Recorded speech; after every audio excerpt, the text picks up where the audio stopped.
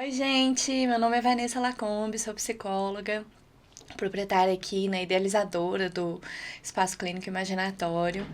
E hoje eu tenho o prazer imenso de receber um grande amigo meu aqui, que é o Wesley. Ele é conselheiro tutelar, mestre da capoeira, tem um projeto social maravilhoso na Candangolândia. E a gente hoje vai bater um papo sobre o Maio Laranja, né, referência ao dia 18 de maio, que é um mês destinado à conscientização acerca da exploração e das violências sofridas pelas crianças.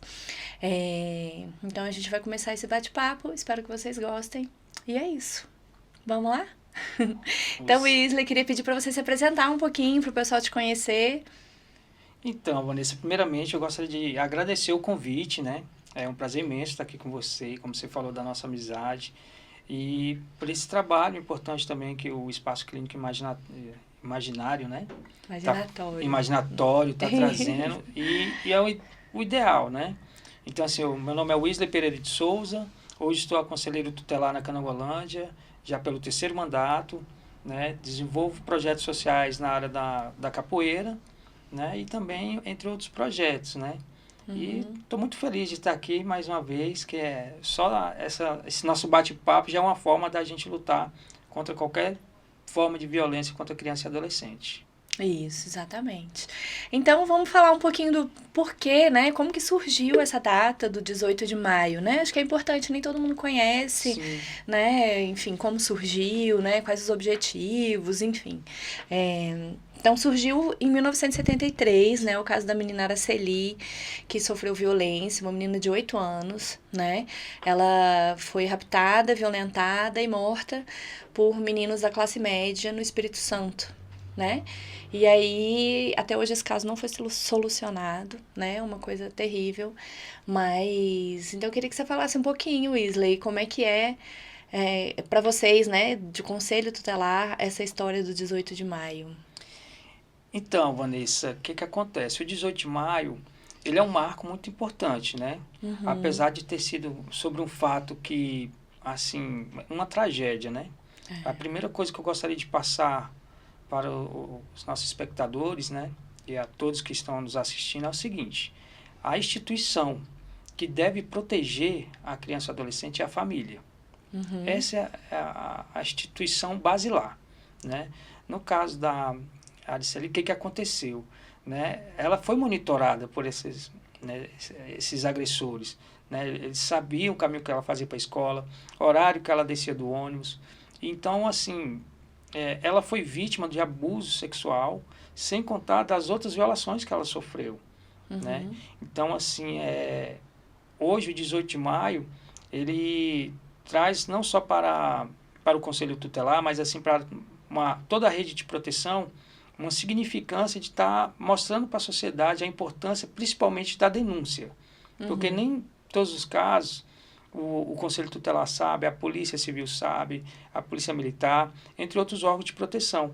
Então, assim, é a gente buscar conscientizar o cidadão, entre outras instituições, a importância da denúncia e não ser Uhum. conivente com esse tipo de violência. Exato, acho que você falou um ponto muito importante, Weasley. Às vezes as pessoas, conversando até, né, fora do contexto de consultório, né, de psicologia, conversando com as pessoas às vezes falam assim, ai, nossa, eu tenho um vizinho que é muito agressivo com os filhos, né, a gente ouve direto, briga, discussão e tal, o que que eu posso fazer? Né? Então a gente precisa, então você falou, né, da importância da família de proteger essa criança, mas eu até anotei aqui que a Constituição, na verdade, ela traz um artigo, né, que é o 227, que fala é dever da família, da sociedade e do Estado assegurar a segurança das crianças e dos adolescentes, né?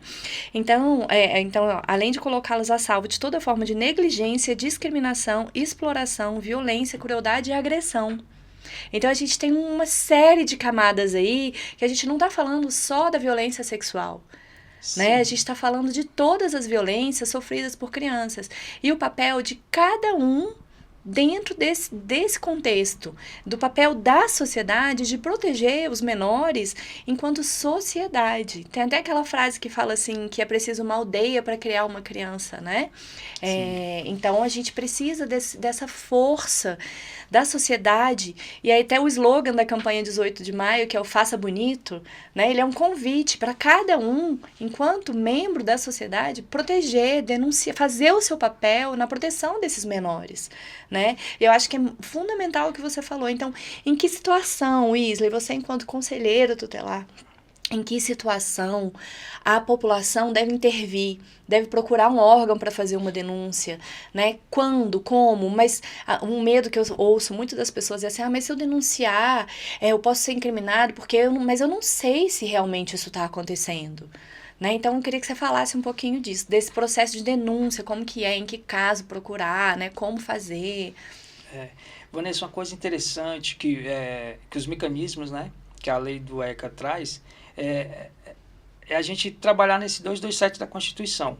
Então, assim, quando há violação nesse sentido, que no caso seria o artigo 98 do ECA, que faz assim, quando você tem uma suposta violação, né, por parte da família, do Estado, né, e do outro ente, o Conselho Tutelar vai atuar. Então, assim, o Conselho Tutelar, eu vejo uma preocupação, e eu gosto de falar para o pessoal assim, eu gosto muito dessas brincadeiras. A gente tem que trabalhar igual bombeiro. Se você vê que tem faísca, tem fumaça, há fogo. Então, assim, e o ECA também, ele traz assim, quando há uma suposta. Tá. Então, isso afirma, tanto para nós conselheiros e também para a sociedade geral, assim, se você acha, só de você achar e há uma suposta violação contra criança e adolescente, denuncie.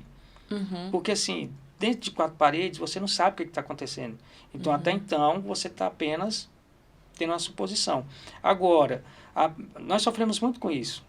Até em casos, instituições escolares, os próprios professores, diretores, eles têm receio de fazer a denúncia formal por medo de retaliação. Então, assim, mas podemos usar outros mecanismos. Qual? Disque 100. Aí o pessoal fala, o Disque 100 não funciona. Funciona. Por quê? Primeiro, a denúncia ela vai ser registrada. Há um operador dos direitos humanos ali do outro lado, ouvindo toda a sua denúncia, narrando. Né? O que esse operador vai fazer? Ele vai encaminhar para o seu órgão. No caso da gente, Conselho Tutelar. Então, vai chegar. A denúncia chega para a gente imediatamente. Hoje, no Distrito Federal, nós temos a CISDECA, né? Que recebe essas denúncias. O que é a CISDECA? É uma central, né, de denúncias contra a violência contra criança e adolescente. Como que funciona o Conselho Tutelar? Nós trabalhamos em regime de 8 às 18, atendimento presencial, e das 18 às 8 horas da manhã, no sobreaviso. Né? Então, tem uma central que aciona o conselheiro que está de plantão. Então, hoje o Distrito Federal ele é coberto 24 horas pelo Conselho Tutelar. E os demais órgãos, né, de proteção, quando assim os conselheiros achar que tem que ser encaminhado. Né? Então, se você pega um exemplo, se você pega, que não seria o foco aqui, mas uma criança que está em situação de maus tratos e que necessita de um acolhimento institucional, nós vamos acionar, né, a nossa central de vagas, no caso da UNAC, que é da SEDES, e viabilizar a institucionalização dessa criança. Tá. Né? Então, assim, o que eu deixo para a sociedade geral é, se você tem uma suspeita, denuncie. E aí fica a competência das autoridades competentes, no caso, Polícia Civil, investigar, o Conselho Tutelar, ele não faz a parte investigativa, mas o Conselho Tutelar é a porta de entrada. Né? Então, a gente tem esse mecanismo. E uma coisa que também eu acho importante, Vanessa, a gente deixar aqui para a sociedade, é a gente quebrar a visão que a comunidade, a sociedade geral tem do Conselho Tutelar. Porque muitos pais falam assim, olha, se você não me respeitar, vou chamar o Conselho Tutelar para você. Então, a gente tem muitas crianças, né? Eu falo até um desprazer, porque eu sou um ente que eu tenho que proteger criança e adolescente de qualquer violação. Mas eu tive um desprazer uma vez de quando eu entrei numa certa comunidade, né, com o carro do Conselho Tutelar, as crianças saíram correndo. Meu Deus! Né? Então, é isso. Às vezes, alguns familiares, né, colocam o Conselho Tutelar como se fosse um órgão de opressão. E não é. Então, o Conselho Tutelar, ele vem nesse mecanismo, né, de proteger criança e adolescente e a família também. Porque às vezes a gente tem famílias que têm caso de drogadição, álcool, que precisa do apoio do Conselho Tutelar. E o Conselho Tutelar tem esse mecanismo de medidas de proteção, né? Não só para a criança e o adolescente, mas para toda a família. Tá. Então, a pessoa que quer fazer uma denúncia, ela não precisa ter certeza de que algo está acontecendo, né? Nem provas, nem evidências. Ela pode ter uma suspeita, obviamente, né? Minimamente ali embasado, mas ela precisa ter uma suspeita e com a suspeita ela pode fazer a denúncia. Sim. Ela não precisa ter certeza, ela não precisa investigar, ela não precisa ter provas, né? É porque assim, tivemos vários casos, e até hoje, né, lamentavelmente, vamos colocar 10, 15 minutos que a gente começou esse podcast aqui, já tem uma criança que está sendo violentada. Né, está sendo vítima de qualquer violação de direito. Então, assim, às vezes o choro, a gente já pegou, a pessoa liga no conselho, olha, essa criança chora a madrugada todinha. Aí quando a gente vai lá no endereço, não, é porque ele tem um problema de saúde, tá? Não, mas aí a gente explica, olha, é porque houve uma suspeita. A gente deixa transparente também para a pessoa, que a pessoa não fica naquela, que a gente explica, olha, não vamos dizer que um vizinho, alguma coisa, te denunciou por maldade, né? Que é uma coisa que a pessoa também tem que ter a consciência, quem vai fazer a denúncia. Porque, lamentavelmente, hoje, por questões pessoais, a pessoa faz uma denúncia só para prejudicar o próximo. Sim. Lamentavelmente. Mas, assim, tenha consciência, se você tem a suspeita que é uma violação contra criança e adolescente, eu aconselho que denuncie. Né?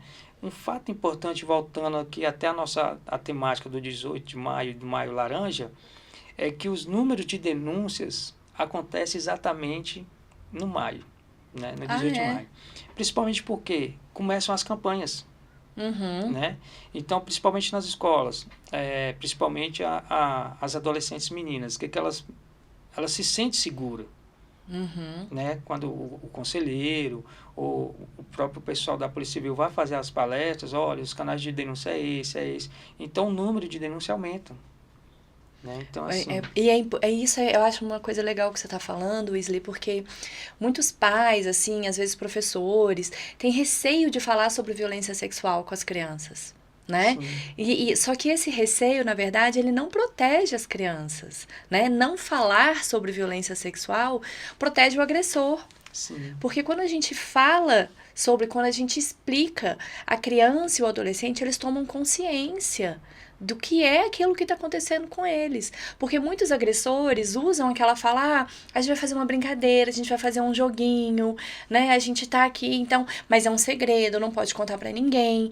Então, quando a criança toma consciência de que aquilo que está acontecendo com ela é uma violência, aí ela percebe que aquilo não pode acontecer. E aí ela sabe que ela precisa fazer uma denúncia. Né? Eu tive uma pessoa que passou na minha vida que me falou uma vez que ela estava lendo uma revista Capricho, na minha época, gente, já não sou mais tão jovem. Ela estava lendo uma revista Capricho, né, que era uma revista focada nos adolescentes. Ela leu e ali ela soube que o que acontecia com ela, com relação ao tio, o tio abusava sexualmente dela. Ali, lendo a revista, ela soube o que estava acontecendo com ela, né?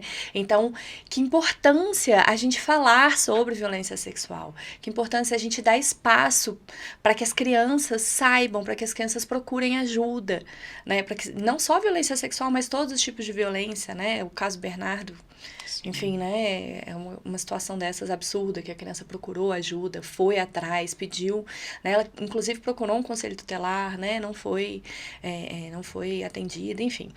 Mas, então, eu acho que é fundamental a gente falar sobre isso, né? Então, as escolas precisam falar sobre isso. E por que escola? Né? Porque a criança passa a maior parte do tempo na escola. Sim. Né? E a violência, gente, ela acontece principalmente com pessoas conhecidas da criança. Normalmente é um tio, é um vizinho que frequenta a casa, é um pai, é uma mãe, né? A gente precisa falar também que a violência acontece não só com meninas, mas meninos também sofrem violência sexual, né? Nós tivemos um caso recente, né? Assim, para relembrar toda a sociedade, o pessoal que está nos assistindo, que foi aquele caso da criança, né? Que foi, além de ter os seus órgãos, né? Decepado pela mãe, ele ainda foi vítima, né, de um homicídio cruel, né? Foi esquartejado, né? E bem próximo da gente, né? Aconteceu aqui em Brasília. Então, assim, é por isso que eu falo, se você acha, quantos gritos esse menino não deu? Uhum. E o vizinho falou, não, deve ser porque o pessoal está fazendo, está brigando com ele por alguma coisa. É. Então, assim, se tiver uma suspeita, eu sempre bato nessa tecla. É melhor você, não é o errar, é você tentar fazer o certo por excesso. É fazer bonito, E né? fazer Como bonito, diz isso. o Maio Porque, Laranja. hoje são inúmeras violações. A gente vê também uma situação do caos social que o país, o mundo passou devido à pandemia, né? Mas a gente entra até na outra temática que eu vejo muito no Distrito Federal, e sempre que a gente observa, a gente já passa os contatos para os colegas conselheiros, né? Tanto de crianças que também são, aí no caso, exploradas, né? Explorado na questão do trabalho infantil, nos semáforos, nas ruas, e a gente sabe que é uma exploração, né? Então, assim, a gente está enxergando a violação e às vezes a gente passa com o carro direto, é só uma criança que está ajudando o pai e a mãe. Né? Mas a gente tem que tomar muitos cuidados, porque são essas lacunas que acontecem, né? E como a gente vai banalizando isso, né? Se a gente parte de um princípio que a criança ela deve ser doutrinada diante de uma hierarquia, né? De pai e mãe opressores, violentos, a gente normaliza a violência que a criança sofre. Né? E a criança não pode ser vítima de violência, a criança deve ser protegida, né, por qualquer adulto que esteja próximo a essa criança. Então, acho que essa é uma consciência que a gente precisa trazer, né, para a sociedade como um todo. Se você suspeita, se você acredita que essa criança está sendo vítima de algum tipo de violência, denuncie. Eu queria pedir para você falar os canais de denúncia.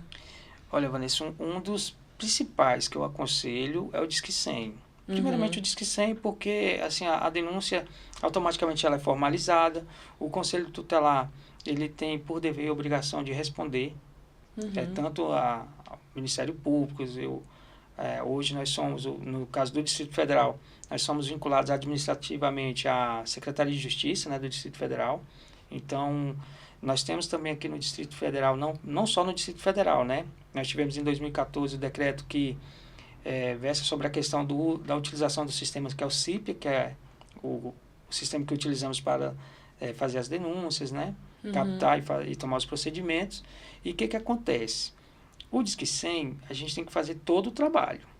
Né? Não estou dizendo que presencial a gente não vai fazer, mas no Disque 100, porque a pessoa, quando ela vai denunciar no Disque 100, é uma pessoa que conhece muito a realidade. Ela sabe, olha, a criança tem aproximadamente 6 anos, mora no endereço tal, né? O agressor a característica é assim. Então, passa muitos detalhes pela denúncia, porque a pessoa que vai fazer a denúncia anônima, ela vai ter segurança de passar todos os detalhes. E isso já traz para o Conselho Tutelar, assim, vamos agora. Né? E é igual eu já falei.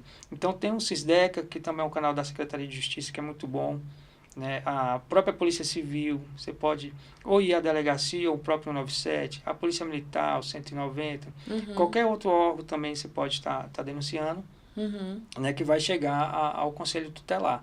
E assim, eu não posso deixar de falar, procure o Conselho Tutelar. Né? Principalmente assim, como estamos falando aqui para o Brasil e para o mundo, né? Procure o Conselho Tutelar mais próximo da sua cidade. Né? Se você não é de madrugada, não sabe um telefone fixo do Conselho Tutelar, vai até o Conselho Tutelar, provavelmente deve ter um vigilante, ele vai te passar um telefone da central da sua região, né? Que aí ele fala, não, você pode ligar nesse telefone. Né? Geralmente, hoje, as instituições, né, que eu coloco assim de proteção, a Conselho Tutelar, Polícia Civil, PM, então, assim, no Distrito Federal, está bem interligada. Né? Então, na nossa região, por exemplo, até gostaria de mandar um abraço a todos os conselheiros tutelares da Candangolândia, né, meus pares.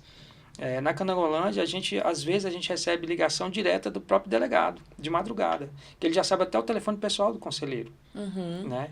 Então, está trabalhando de forma muito integrada, e isso é importante. Eu ia perguntar isso, qual a importância dessa integração dos sistemas, assim, né, dos atores desse processo? Vanessa, um ponto importante, porque assim, porque a gente tem que falar o antes e o depois, né? O antes, vamos relembrar do caso da Ariceli. O que aconteceu? Não existia a figura do Conselho Tutelar. Quando que foram criados os conselhos tutelares? 1990. Né? Tá. Então, o que acontece? Não vamos dizer que a impunidade foi por causa que não existiu o Conselho Tutelar, mas assim, creio eu que se houvesse o Conselho Tutelar naquela época, apesar que já foi um caso de crime, já se passaria para a polícia mesmo, mas assim, a forma de atuação acho que teria mais força, né? Porque assim, o Conselho Tutelar por porta de entrada, e eu falo muito aqui do Distrito Federal, que nós temos os órgãos que cumprem os papéis, né? É claro que tem casos que, lamentavelmente, o pessoal fala, eu não fui atendido, eu não fui assim... tem uns contextos, né? A gente tem que avaliar o contexto, o que foi que aconteceu. Mas a gente tem aqui, por exemplo, o Ministério Público, que é muito ativo, né? Então, assim, não deixa um respirozinho fora do ar.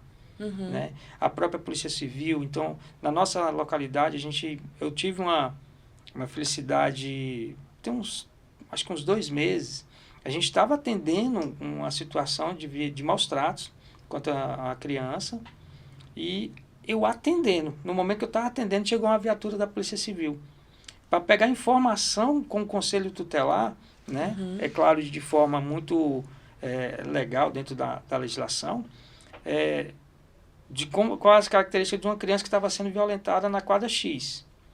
E o que aconteceu? Eu falei, olha, como que é a característica das crianças que você está falando? Não é assim, não, eu estou atendendo eles agora. Então, assim, essa é a importância da integração. E, assim, e um papel importante nesse trabalho de rede é que cada ator cumpra o seu papel. E que a gente não deixe, por exemplo, o Conselho Tutelar é só encaminhar para a Polícia Civil? Não.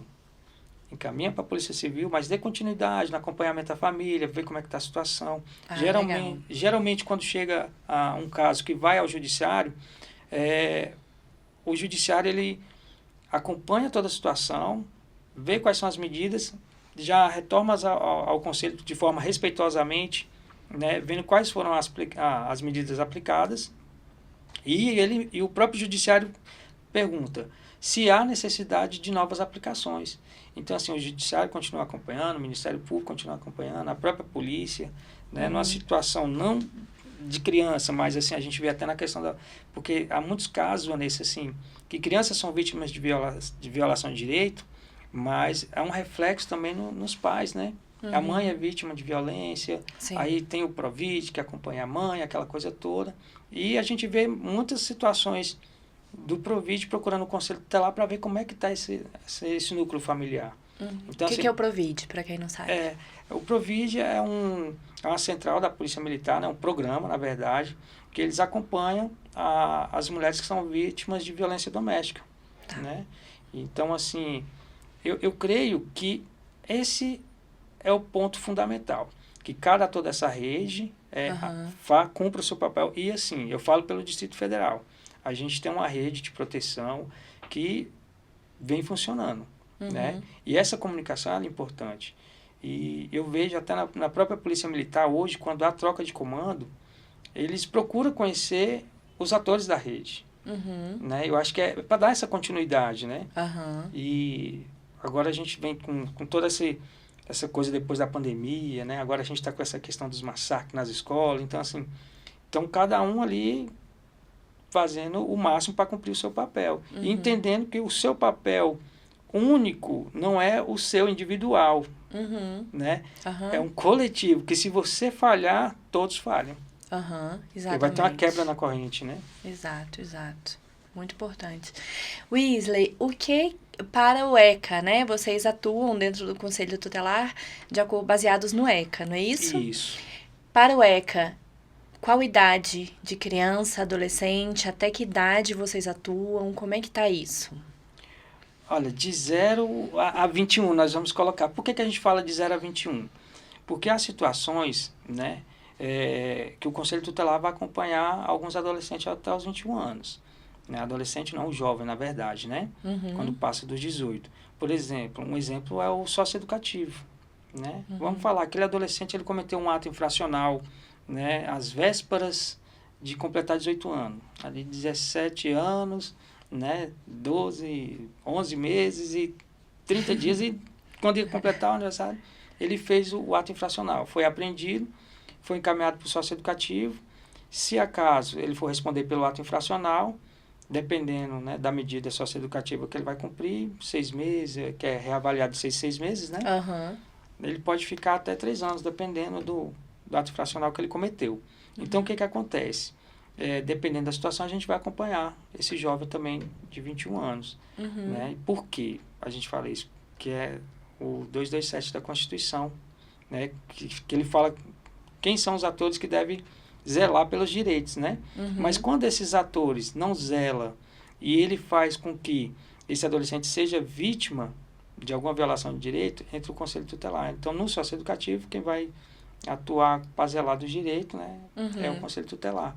Tá. Né? Que, lamentavelmente, um adolescente ele pode ser vítima de um abuso sexual dentro do socioeducativo.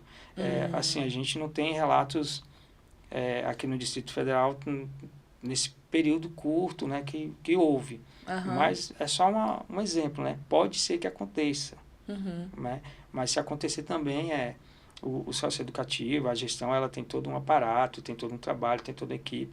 E eles trabalham para que isso não aconteça. O socioeducativo, ele trabalha também para que os adolescentes, né, no caso os educandos, eles não, que a gente tem que pensar assim, o socioeducativo ele não é para cumprir, ele não é para penalizar, né? É para a principal importância que eu vejo, né, no socioeducativo é para quê? É responsabilidade, né? Responsabilizar, que o ECA traz essa figura também de responsabilidade, né? E lá ele garante todos os direitos, a educação, saúde, né? E para que ele volte na verdade, ele não quebra o vínculo com a sociedade, né? Mas que quando ele terminar a sua medida socioeducativa, que ele seja um adolescente com total responsabilidade e consciência do que ele cometeu. Entendi, perfeito. É isso, é lidar com as consequências do que se faz, né? Isso. Enfim. Weasley, e a gente fala muito, até porque é o foco, né, do Maio Laranja, da violência sexual, né, é o foco principal. Mas, assim, quais outros tipos de violência o Conselho Tutelar pode acolher, pode trabalhar em cima, né? Quais outros tipos de violência que a criança ou o adolescente sofrem que o Conselho Tutelar atua? Vanessa, hoje, para enumerar, seria difícil, porque, lamentavelmente, a gente tem inúmeras violações de direito, né? Mas vamos pegar pela educação. Hoje, por exemplo, a gente fala assim, e o pessoal reclama com a gente, mas eu vejo que é uma forma do Estado violar o direito de uma criança quando não dá o direito da creche. Quando nós temos a tal da lista de espera, a demanda reprimida, né? Que a Constituição diz, né? E a própria LDB diz que tem que ter essa vaga. Então, o que o Conselho Tutelar faz? E é praxe. Né, já tem uma medida de proteção, medida protetiva de requisição de vaga de creche. Então, assim, você não está batendo ali fisicamente, mas você está negando o direito, você está violando o direito. Sim, sim. Né? E aí o 227 fala, né? Não é o dever do Estado garantir, proteger. Então, quando ele não dá essa vaga de creche, ele está violando. Então, entra o Conselho Tutelar para garantir esse direito. Né? Hoje, no Distrito Federal, trabalhamos, né, a Secretaria de Educação trabalha com um método de classificação. Né? Então, aquela mãe ou a criança, no caso, que é atendida pelo programa social ganha X ponto, que tem a medida protetiva do Conselho tem X ponto, que não trabalha, que ganha até um salário mínimo tem X ponto. Tá. Aí vai ganhando a pontuação. Outra situação é a demanda também na Secretaria de Educação, que é vaga em escola. Então, atuamos também. Em questão de maus tratos, em questão do próprio abuso sexual, a exploração sexual, a exploração do trabalho infantil. Então, todos esses pilares, o Conselho Tutelar é praticamente a porta de entrada, né? Que é o conselho que vai proteger. E atuar com os mecanismos de proteção. E quando identificado um suposto crime, algo a gente tem que encaminhar para a polícia, né? Que é a polícia que vai tomar as medidas mais cabíveis, né? Ela que fica por encargo da investigação e encaminhar para o judiciário quando se fizer necessário. A questão de um maus tratos que necessite, né, que a gente afaste a criança do lar, aí o Conselho Tutelar pode fazer, que é uma coisa importante que a gente tem que falar com o pessoal, que eu não atuo no Conselho Tutelar sozinho. O Conselho Tutelar é composto de 5 conselheiros e é um colegiado. Então, a gente vai debater aquele caso e falar, gente, e aí, Vanessa, o que você acha que a gente deve fazer com esse caso? Márcia, Wesley, o que você acha? Aí a gente vai debater o colegiado e a gente vai ver qual que é a medida cabível a ser tomada. Tirar do lar, mas assim, para tirar do lar, se houver a necessidade, né, assim diz a lei, que havendo a necessidade, o Conselho Tutelar comunica-se ao Ministério Público e vai tomar as providências de um acolhimento institucional. Porém, a gente tem que buscar primeiro a família extensa. A gente vai buscar toda a ramificação, toda a família para dar suporte. O acolhimento institucional, a gente evita, né? É o último caso. Se a gente não conseguiu, né, a gente tem que esgotar. Né? A gente tem casos, né, de pessoas que até entendem de lei e chega lá e fala assim, mas lá, tanto na Constituição, no ECA, diz o seguinte, que se a criança tiver um vínculo comunitário, ela também pode ficar com o vizinho. Aí a gente, assim, o que você tem que fazer é buscar o judiciário, né, para ver a possibilidade de ganhar até a guarda, porque senão você vai ficar com a criança de forma irregular. Né? Porque a gente já teve alguns casos bem complexos, né? Porque o ECA, ele fala sobre o termo de responsabilidade. Quem é o responsável legal? É o pai e a mãe. E a família extensa, né? Aí que parte... Ou o guardião, quando tiver uma decisão judicial. Então, a gente tem que buscar esses pilares. Entendi. Né? Porque a gente está tirando... Se eu pego uma criança e coloco no vizinho, eu estou fazendo o quê? Eu estou tirando do lar. Mas eu não estou comunicando ao Ministério Público. Dependendo da situação, a gente tenta ver antes, né, com o Ministério Público. A gente tem que fazer uma ligação para ver a possibilidade. Havendo a possibilidade, o que a gente tem que fazer de fato, o conselho tem que fazer é o quê? Tirar aquela criança do risco iminente. Se ela tem um risco, a gente tem que tirar. E aí eu acho importante trazer também, Wesley, assim, os outros riscos, outros tipos de violência, assim, para além da sexual, da violência física, né, que envolvem os maus tratos físicos, né, que são mais visíveis, porque a gente tem aí casos de crianças que são queimadas com cigarro, né, casos de crianças que, enfim... A gente pode citar um monte aqui, diz que a nova moda é apanhar de cabo de carregador de celular, né? Esse tipo de violência física que é muito claro, é mais visível. A gente tem hematoma, né? A gente tem coisas mais concretas. Mas a gente também tem violência psicológica, né? A gente tem uma violência moral que pode acontecer dentro seja do ambiente familiar, do ambiente escolar, dos ambientes que são para proteger, né, que às vezes acabam sendo ambientes nocivos.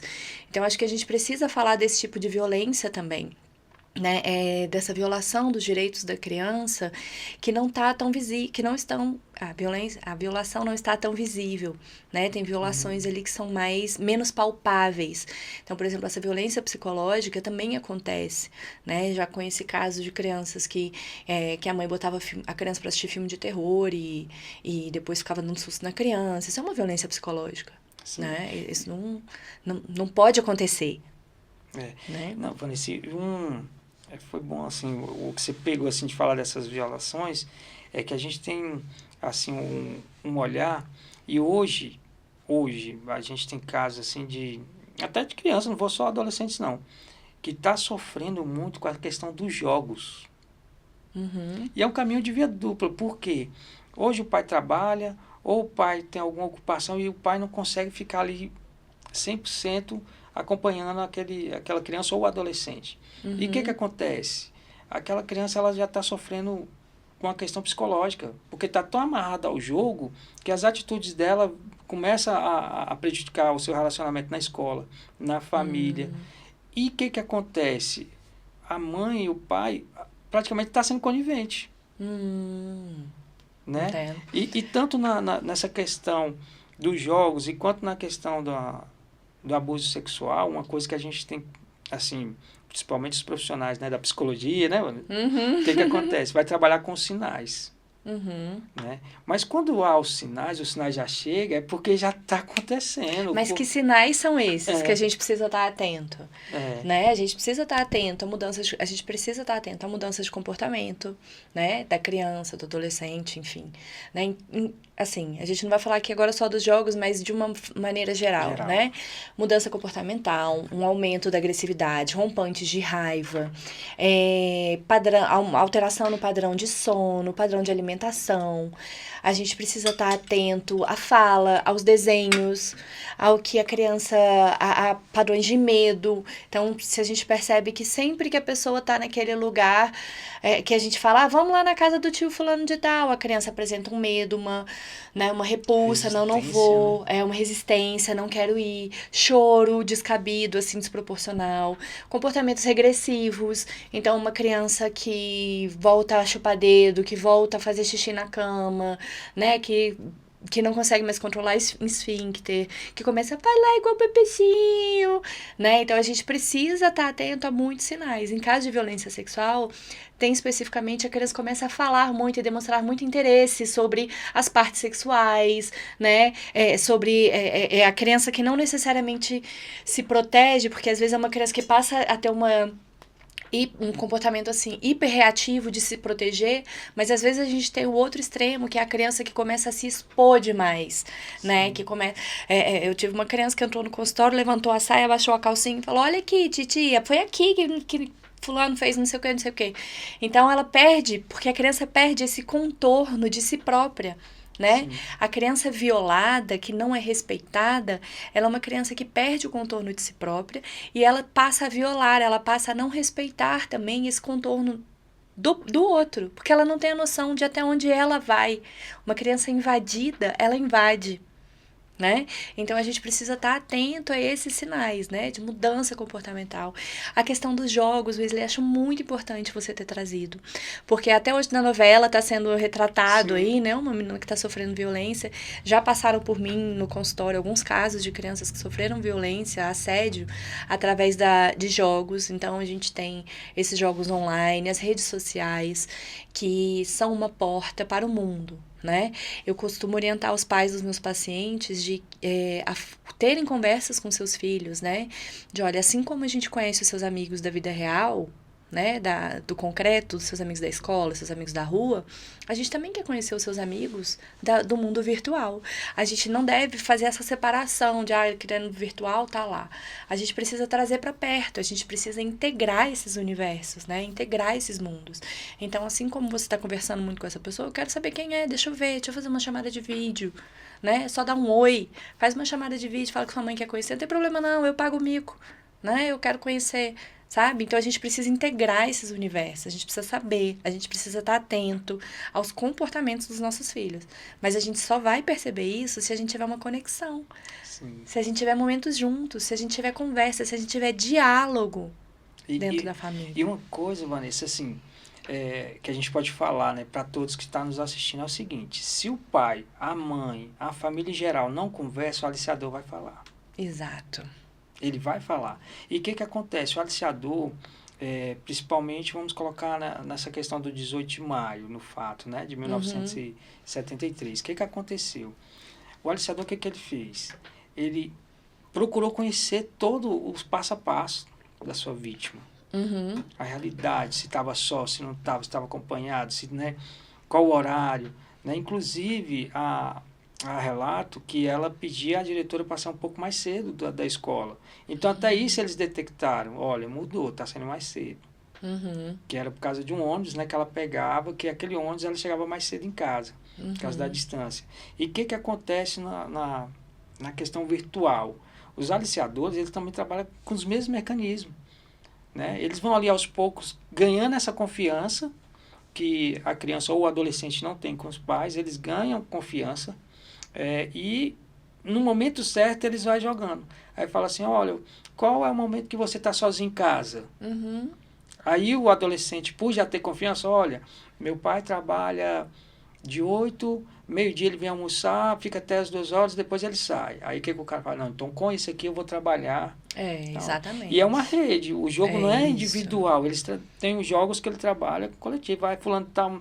E outra coisa, não é só na sua cidade. Isso. Nos outros estados, tem casos até internacional. Então, assim, Teve uma menina que saiu, foi parar no Rio de Janeiro, não Sim, foi, esses dias? foi. Que o cara pegou na porta da escola, pagou um Uber e ela foi parar no Rio de Janeiro. Exatamente. Então o que que acontece? O aliciador, eu gosto até de falar, eu não sei como é que os caras estudam tanto para fazer o mal. Uhum. Que é muita inteligência, né?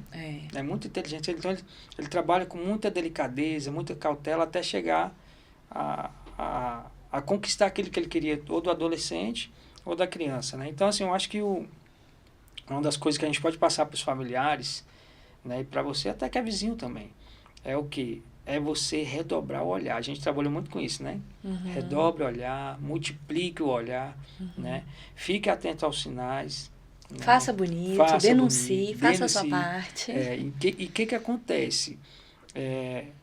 A gente não pode deixar chegar um momento que a gente perde o que você falou no comecinho, que é o canal de comunicação. Uhum.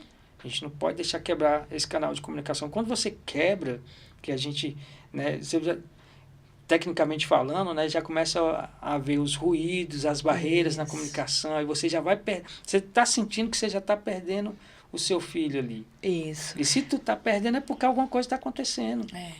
E a importância de você, enquanto família, ser o porto seguro do seu filho, né? De falar, olha, se alguma coisa acontecer, fala comigo, porque eu tô aqui para te ajudar. Se você é um pai extremamente autoritário, em que seu filho faz uma besteira, e ele vira para você e fala, e você o pune, né? Você tá sendo... Quando que esse filho vai voltar e vai falar uma coisa para você? Não volta, não fala. Né? Então tem que abrir esse espaço. E uma coisa importante também, Wesley, que eu acho que a gente não pode deixar de falar, é com relação à escuta qualificada, né? Sim. A gente está no meio, a gente sabe que é a escuta qualificada, mas eu acho que é importante, assim...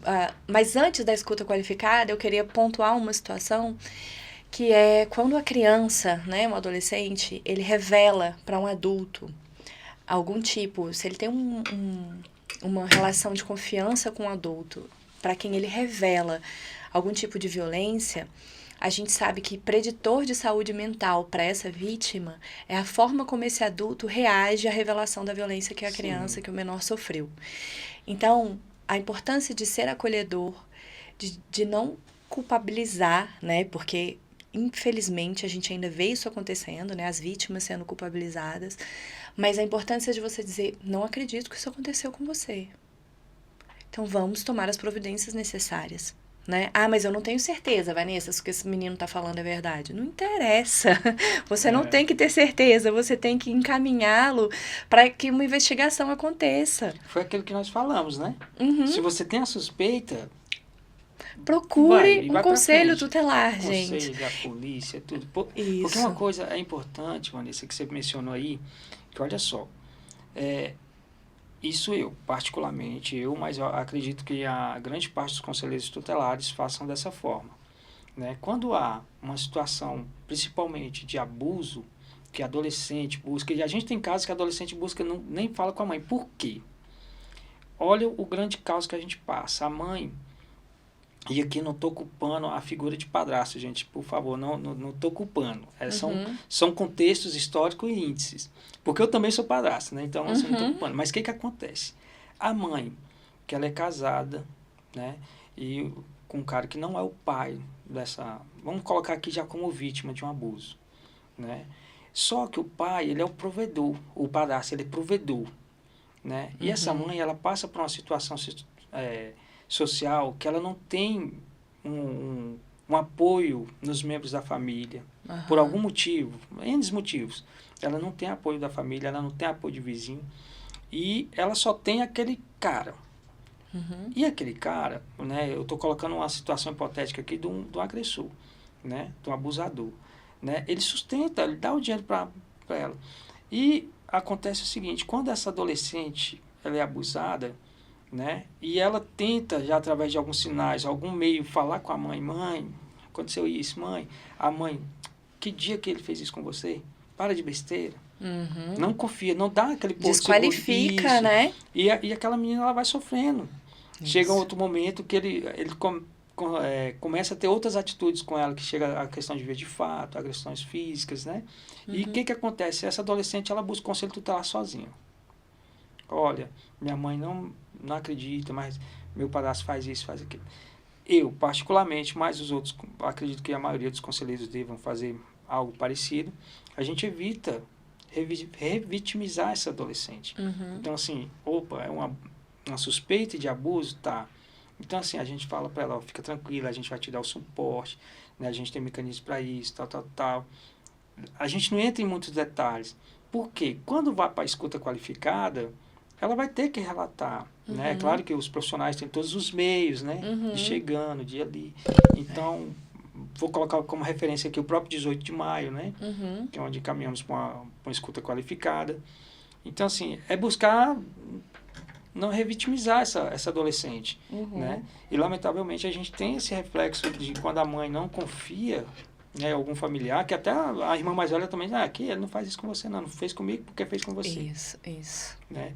Então, eu acho que vamos explicar então, né, para o pessoal o que é a escuta qualificada, né, como que funciona, e o objetivo, né, gente, o objetivo é que a gente não quer, enfim, né, entendeu-se que é importante preservar a vítima durante o processo e a gente quer evitar a revitimização. O que é a revitimização? Fazer com que essa vítima conte inúmeras vezes as situações de violência pelas quais ela passou, tendo que reviver esse trauma, né? Então, foi criado um procedimento que é chamado de escuta qualificada. E aí... Isso. E importante, assim, como você já foi direto no objetivo da lei, né? Eu vou passar uma coisa assim. Se essa adolescente, um exemplo, eu vou falar do conselho tutelar. Por algum motivo, né? E aí eu vou falar do lado negativo da situação, não vou falar do lado positivo, porque o lado positivo a gente busca incansavelmente cumprir. Mas a gente também, isso eu falo em nome da nossa categoria, tem conselhos tutelares que não tem aquela estrutura para atender aquela adolescente. Verdade. E por algum motivo, eu não sei, eu não posso colocar qual que seja, de repente o conselheiro fala assim, não, eu tenho que escutar. Tem que ouvir. É claro que o conselheiro ele é um operador do direito, né? Ele quer ter subsistência, o que ele vai fazer. Mas vamos supor que, de repente, esse conselho tutelar, né? E que nós estamos falando aqui não em realidade Distrito Federal. Eu estou falando em realidade Brasil e mundo. Apesar que tem alguns países que não tem nem a figura do conselho tutelar, né? Mas, assim, estou falando assim num conselho tutelar que você chega, que tem 5 conselheiros, tem um corpo administrativo, tem o vigilante, né, que atua em 2 salas. Como que você vai dar garantia dessa escuta qualificada? Qual o ambiente que você está... Porque o vigilante que pode ser o primo do suposto agressor está ouvindo. Porque tem isso, né? Você precisa fazer a denúncia no conselho da sua região, onde você mora. Porque a lei né? diz que tem que ser na localidade de residência, né, de moradia. Onde... Então, às vezes, a pessoa que a vítima quer denunciar uma pessoa que é conhecido de quem está lá dentro do conselho, né? Isso. Então, assim, eu estou buscando... A Vanessa falou aqui praticamente o pé da letra da lei, né, da escuta qualificada. Eu estou falando o caso hipotético, a situação real. Então, assim, o que a lei trouxe era evitar esse tipo de situações. Né? Então, assim, para evitar, não que o conselheiro vai deixar de atender, não. Ele vai atender, vai identificar, que é isso que o papel do conselho é identificar. Identificar a violação e tomar os procedimentos para que seja sanada aquela violação. No caso do suposto abuso, encaminha-se, né, principalmente a DPCA. É bom a gente esclarecer que existe a DPCA e a DCA, que muitos, né... Qual que é a diferença? É porque a DCA é Delegacia de Criança e Adolescente. A DCA, ela apura os atos infracionais cometidos por adolescentes. Tá. Né? E a DPCA é a Delegacia de Proteção à Criança e Adolescente, que a própria DPCA ela se incorpora tanto na questão de investigar, que faz parte da Polícia Civil, né? Ela investiga, ela tem os profissionais qualificados para uma escuta qualificada, né? Mas aqui no Distrito Federal a gente também tem o 18 de maio, entre outros espaços. Então, assim, mas o Conselho Tutelar identificou, já é o suficiente. Opa, identificamos. O que a adolescente falou? Olha, eu fui abusada sexual. Então, já identificou. Então, assim, porque fica até, assim, não, a gente tem os cursos que são dados para a gente também, mas, assim, eu olho muito criterioso, Vanessa, na questão, assim, imagina eu homem, né? E a gente não pode olhar assim, porque nós temos conselhos tutelares que têm a composição só de homens. Só tem conselheiros tutelares homens, não tem mulheres. Qual que é a segurança que aquela adolescente também vai ter de repassar para um homem? Se o homem, normalmente não, né? Mas se o homem pode ser se o agressor dela pode ter sido um homem, né? Isso, exatamente. Como que ela vai se sentir à vontade, né? Então, assim, até assim, a lei, eu acho que ela veio abraçar todas essas situações. Eu realmente eu não fiz um estudo, né, do antes da lei da escuta qualificada, mas eu creio que quem buscou fazer essa escuta qualificada tentou identificar todas essas situações da revitimização, né, dos passo a passos, para tentar neutralizar. E até também, né, Wesley, assim, às vezes a criança, o adolescente continua tendo contato com o agressor. Sim. E aí esse agressor faz ameaças onde essa criança e adolescente acabam trocando, mudando o depoimento, né? Se ele precisa ser dito várias vezes. Então, o que é a escuta qualificada, né? A escuta dentro das delegacias, eu sei que tem dentro de delegacia, tem dentro de IML, né? Tem dentro de vários órgãos da rede que tem pessoas qualificadas, né? Profissionais da rede, que são aptos a ouvir essas crianças e adolescentes vítimas de violência, e eles seguem um protocolo, né? Esse protocolo que, inclusive, se não me engano, ele foi feito aqui pela Polícia Civil do Distrito Federal, né? Ele foi criado pela Polícia Civil do Distrito Federal, foi levado para o Brasil inteiro, foi adotado pelo Brasil todo, mas eles seguem esse protocolo para escutar a vítima, de forma que ela fale apenas uma vez e esse depoimento fica gravado. Então, é esse depoimento que vai ser ouvido, que vai ser utilizado, isso, durante todo o processo. Isso. Né? Para que a criança ou o adolescente não precise repetir em cada situação, para o juiz, para não sei quem, repetir o relato de tudo que aconteceu com ela. Né? Então, esse depoimento fica gravado, sabe? Então, né? Eu acho muito legal que que exista esse protocolo, que exista esse procedimento, né? E que a criança, que a vítima não precise relatar isso tudo de novo. Sim. Né? Ele vai passar agora por um tratamento para, enfim, lidar com as consequências disso. Né? E uma coisa importante, né, Vanessa, depois que foi identificado, e eu até já mencionei anteriormente, depois foi identificado, a Polícia Civil fez a parte dela, né, o agressor, o suposto agressor, foi confirmado, esse agressor, na situação, se for um flagrante, ele já vai estar preso, né, e como é que vai ser o pós disso, quando ele sair, né, então a gente também continua acompanhando, por isso que tem, né, na questão das mulheres tem o Provide, mas aí tem um conselho tutelar para as crianças, tem a própria DPCA, então a gente dá uma continuidade, não é só a gente, identifiquei, encaminhei para a Polícia Civil, acabou, não, né, então a gente tem que dar continuidade no acompanhamento, porque essa situação que essa adolescente passou não vai parar simplesmente pela questão do agressor ter sido preso. Exato. E a questão psicológica dela? Exato. Esse acompanhamento, como é que está a situação dela, como é que está ela na escola. Né? Então, dá continuidade. Tem toda uma reverberação, né? Sim. Isley, eu queria te fazer uma pergunta também, o seguinte. Quando essa violência, né, quando uma situação tanto sexual quanto uma situação de ameaça, enfim, essa violação dos direitos, ela acontece, porque é muito claro que quando acontece de um adulto para um menor de idade, né, vamos colocar assim, e quando isso acontece entre pares, vamos chamar assim, né, entre adolescentes, ou entre um adolescente e uma criança, como que é isso? Em que contexto que isso sai ali que isso vira um crime, né? Que isso se torna uma violação. Como que é isso? Vanessa, eu gosto de falar para todo mundo assim. O pessoal acha até engraçado quando eu falo, né? A primeira coisa que eu falo, violação de direito não escolhe idade, local, nem classe social. Ótimo. Não escolhe. Verdade. Segunda coisa que eu gosto de falar, que o pessoal morre de rir quando eu falo isso. Conselho tutelar é igual padaria. Tem dia que o sabor tá bom, tem dia que o sabor tá ruim, tem dia que não tem sabor de nada, tem dia que tem sabor de tudo. Né? E assim são as violações de direito. Então, assim, como é que funciona? Vamos colocar de criança para criança. Né? A primeira situação, criança para criança. Uma situação hipotética. Uma criança de 6 anos deu um murro no olho do outro na escola. foi criança. Como é que a gente vai responsabilizar eles? São inimputáveis. Aham. A lei é inimputável. Então, o que, que a gente vai fazer? Vai chamar os pais, conversar com eles. Porque, assim, se a criança deu murro, alguma coisa...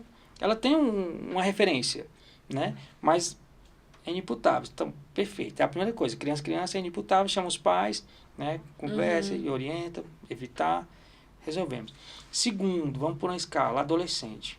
O adolescente, a partir dos 12 anos, ele já comete o que nós chamamos de ato infracional. O que é o ato infracional? É um crime análogo. Né? Então, o ato infracional, vamos colocar por questões de gravidade. Né? O adolescente, ele furtou o celular dentro de uma escola. A própria escola, às vezes, né, chama o conselho tutelar, pensando que é uma atribuição do conselho. Mas o furto, né, no caso do ato infracional praticado pelo adolescente, é uma questão de polícia. Então, encaminha-se esse adolescente, foi um furto que ele praticou, um ato infracional, né, análogo. Então, assim, um crime análogo no caso, vamos encaminhar ele para a delegacia, no caso DCA. Então, esse exemplo do ato infracional, que é o crime análogo, o furto, o que a gente vai fazer? Né? A gente, no caso, a Polícia Civil vai fazer, né? Vai tomar as providências cabíveis, que é registrar o boletim de ocorrência, ver como é que foi e tal. Se for o caso, aí depende muito da apreciação do delegado, como é que foi, se deu a situação, se encaminha ou não para o socioeducativo, né? No caso aqui no Distrito Federal, tem-se o NAI, né? Que é o Núcleo de Atendimento Inicial da Criança e Adolescente, que vai para o socioeducativo. Ele vai para a DCA, faz todos os procedimentos da delegacia, havendo a necessidade de encaminhamento para o socioeducativo, ele vai para o NAI. Lá no NAI ele tem todo um atendimento, né? Da Secretaria de Educação, Ministério Público. Aí lá eles fazem o estudo de caso, é praticamente o estudo de caso. Eu estou falando assim na experiência que eu tenho, mas pode ser que eles até utilizem outra nomenclatura lá. Mas é como se fosse um estudo de caso. Esse adolescente... Aí lá no NAI eles vão fazer análise do caso desse adolescente. E aí? Vamos encaminhar ele para o socioeducativo ou ele vai voltar para a responsabilização dos pais, né? Para a família. Se for o caso, encaminha-se para a família, ou se for o caso, encaminha para o socioeducativo. Uma coisa que vale a pena a gente registrar nessa questão aqui no Distrito Federal, e graças a Deus, assim, foi uma coisa que ajudou bastante os conselhos tutelares. Por quê? Antigamente, eu acho que até nessa mudança de concepção, né, de atribuição, tinha resistência de atuação, né? Eu queria até, antes de eu entrar no Conselho Tutelar, se o Conselho Tutelar atuava ou não no socioeducativo, né? E, só que o que aconteceu? A gente... Sabe quando você trabalha com a panela de pressão, que você tem que abrir ela do nada, assim? A bicha está cheia. Que chegavam os adolescentes que cometiam ato infracional no Conselho Tutelar para a gente acompanhar. Aí o menino cumpria a medida socioeducativa lá 6 meses, aí encaminhava lá, olha, acompanha esse menino para a gente. Como é que você vai acompanhar sem você saber o histórico? Então, o Núcleo de Atendimento Inicial, né, eles fizeram um trabalho bacana, que ele encaminha para o Conselho Tutelar, o menino já no socioeducativo, até às 24 horas ali, ele já encaminha um relatório, olha, tal adolescente está sendo encaminhado por socioeducativo, vai cumprir a medida tal. Aí o Conselho Tutelar já começa a acompanhar, desde o início. Isso é uma coisa bem bacana. Então, assim, na questão de crimes, é mais ou menos nesse pilar. Criança inimputável, adolescente ele responde pelo o crime análogo, né, que é o ato infracional, e os adultos é crime. Né? Uma coisa que é bom registrar é a diferença, né? Quando você tem um adulto cometendo um abuso contra um adolescente ou a criança, esse registro se faz na DPCA. Agora, quando você tem um adolescente que comete um abuso ou um ato infracional contra outra criança ou algo no sentido, ele é registrado na DCA. Entendi. Entendeu? Entendi. Então, na questão de criminologia, nesses pilares aí. Entendi. Então, fica a mensagem, né? Mais uma vez, pior do que matar é deixar morrer. Então, se você sabe de alguma criança ou adolescente que está sofrendo qualquer tipo de violência, se você suspeita, você deve procurar os órgãos responsáveis e fazer a denúncia, né? Enquanto pais e mães, cabe a gente instruir os nossos filhos, educar de quais são os limites desse corpo, né? Até onde eu vou, até onde eu permito que o outro vá, até onde eu me sinto confortável. Então, pais e mães, não forcem seus filhos a darem beijo e abraço em pessoas que elas não querem. Não forcem sentar no colo. As crianças começam a aprender a respeitar os seus próprios limites quando elas são respeitadas. Então, é fundamental lembrar disso.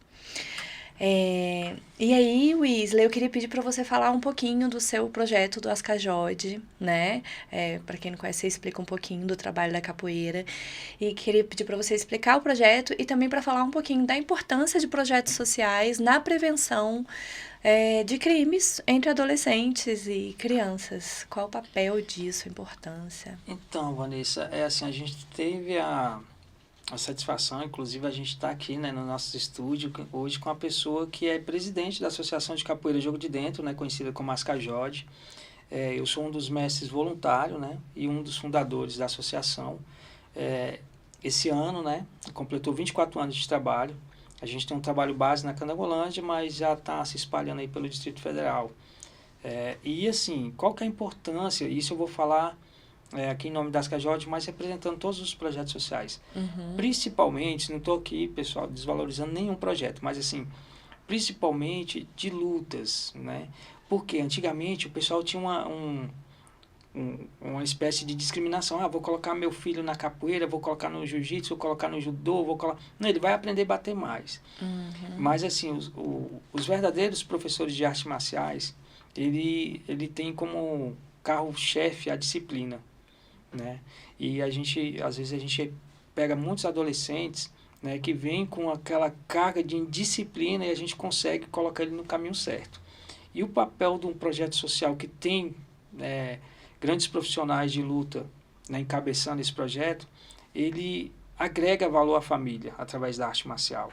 Esse é o grande chefe. Mas assim, gostaria de falar assim, e abraçar todos os projetos sociais de futebol, né? Hoje nós temos vários professores de futebol também que se dedicam o tempo, se abdicam de família, né? De dança, né? Então todos os projetos sociais, porque o projeto social, Vanessa, acaba substituindo em muitos momentos o ente da família, ou seja, o pai, ou seja, a mãe, né? O projeto social é referência para aquele adolescente. E o que acontece? Né? E até, desculpa se te interromper, diante da ausência de ações do Estado, né? Isso. O projeto social entra aí. E o que acontece com o projeto social? Né? Hoje, eu fico muito até emocionado de falar, mas hoje a gente tem pessoas que são servidores públicos que cresceu ali no nosso projeto social, como em outros lugares, né? A gente vê aqui do Distrito Federal, muitos atletas campeões brasileiros, até mundial de jiu-jitsu, de judô, que saíram de projetos sociais. E uma coisa que a gente fala, isso eu falo em nome do Conselho Tutelar, muitos projetos sociais substituem políticas públicas do governo. Que nós temos poucos projetos sociais como programas comunitários. Hoje, se você pegar assim, o Conselho Tutelar tem que aplicar uma medida de proteção de programas comunitários. São poucos. Né? Não estou falando aqui que o governo deixa de fazer. Às vezes é porque a porcentagem é pouca e não dá para cobrir. Né? E quando você não se apega à questão da distância. Porque nós temos comunidades, N comunidades no Distrito Federal, que a situação social é lá embaixo. Né? E o pai e a mãe não têm condições de pagar uma condução para o menino ir treinar do outro lado da cidade. Né? Então, eu creio e deixo aqui até uma mensagem aos nossos governantes que busquem, dentro das suas comunidades, valorizar os projetos sociais, inserir mais programas comunitários para fortalecer, porque, assim, eu falo em Ascajode, Ascajode é praticamente a minha vida. Né? É a minha vida. Eu acho que desde os 9 anos eu treino capoeira. Eu descobri muito. E eu não tenho vergonha de falar para ninguém, abertamente aqui ao mundo, que se não fosse a capoeira, eu acho que hoje nem aqui eu estaria. Porque assim, eu tive amigos, eu tive acesso às drogas. Né? E qual foi o fator primordial que me fez conduzir para que eu não continuasse, né? Porque lamentavelmente, assim, a gente cria os filhos para o mundo. Sim. né? E dentro da nossa casa a gente sabe onde é que é o banheiro, sabe onde é que é a sala, sabe onde é que é tudo. Mas quando ele sai pro mundo, você não sabe, né?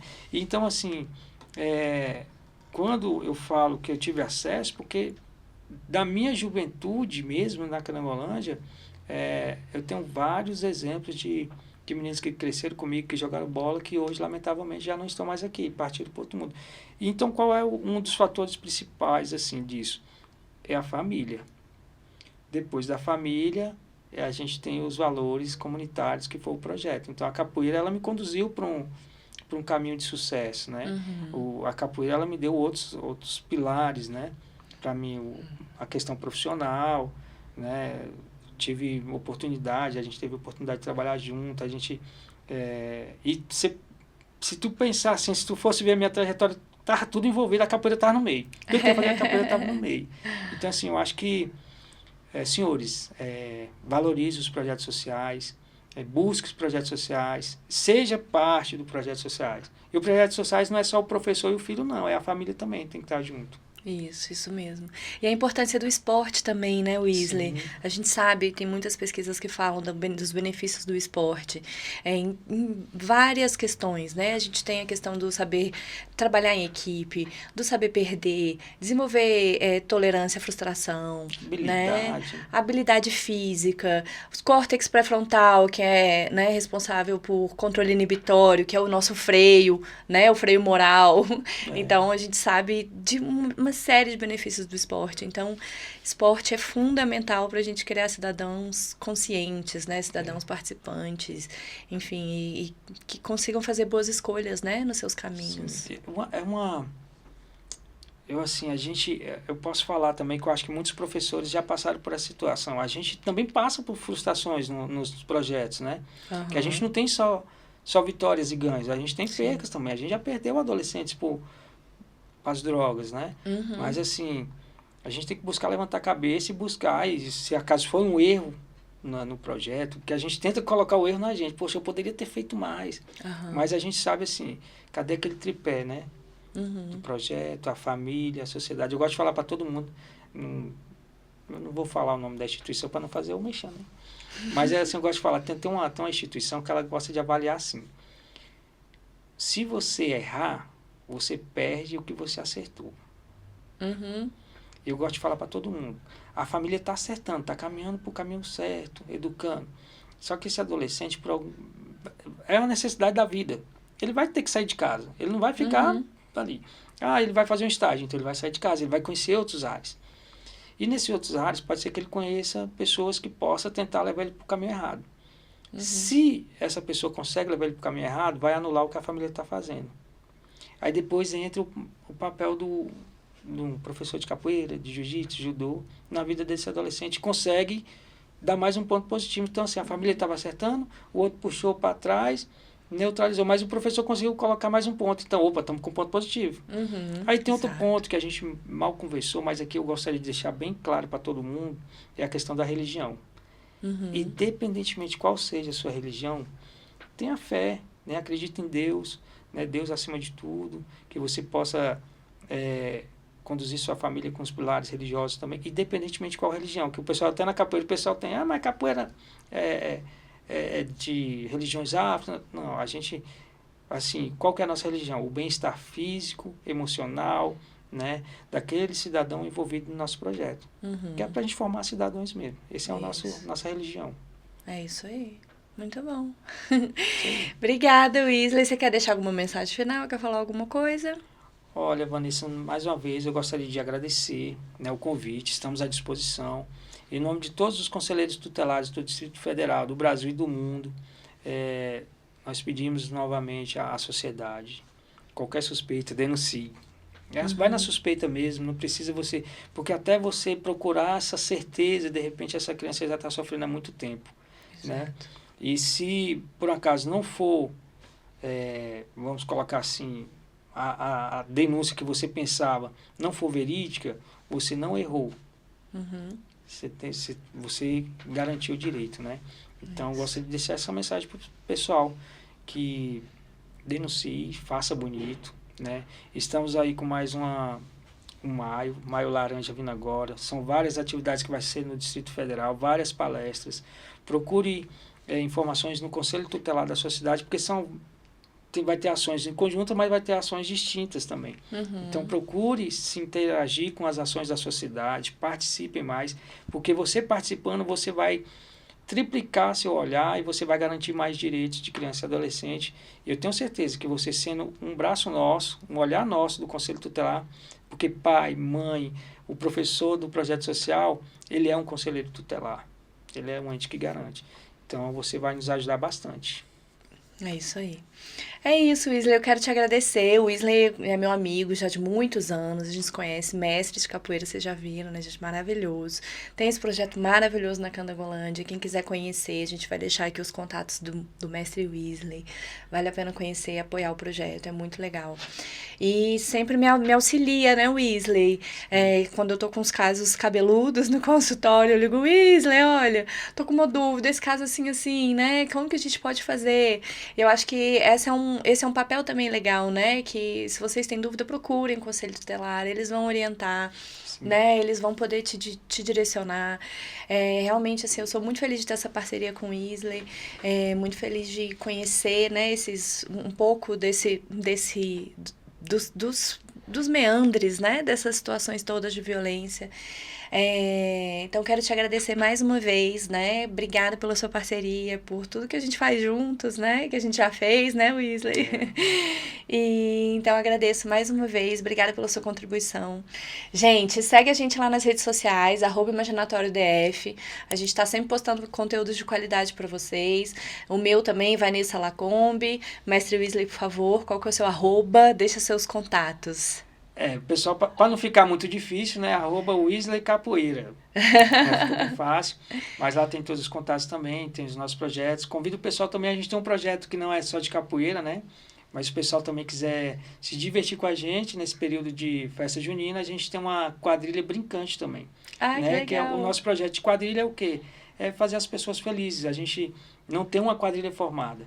Né? A gente pega alguns integrantes, 6, 4 casais, e a gente vai se divertir nas festas e acaba formando os casais na festa toda. Aí dança. Ah, que legal. Então procure nossos projetos também e venha junto com a gente nessa luta. E se vocês tiverem dúvidas, perguntas, podem deixar aqui embaixo que a gente vai respondendo conforme forem surgindo. Tá bom? É isso. Obrigada. Nada. Obrigado, Vanessa. Tchau, tchau.